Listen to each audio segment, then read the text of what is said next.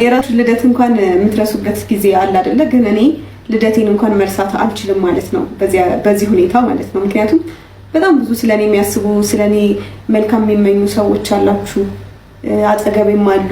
እናንተም ደግሞ ሩቅ ሆናችሁ ግን አጠገቤ እንዳላችሁ ያክል የሚሰማኝ ወዳጆች ያላችሁና በጣም ነው የማመሰግነው።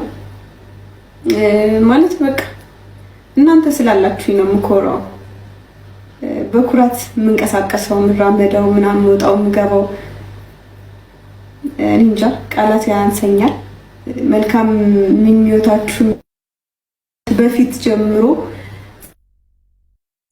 ነው የቅመሜ ልደት ደርሷል እያላችሁ ስትፖስቱ መልካም ምኞታችሁን ስትገልጹ የነበረውና በጣም አመሰግናለሁ፣ ወዳችኋለሁ። ከእናንተ ጋር ደግሞ ብዙ አመታትን አብረን ለማሳለፍ ያብቃን።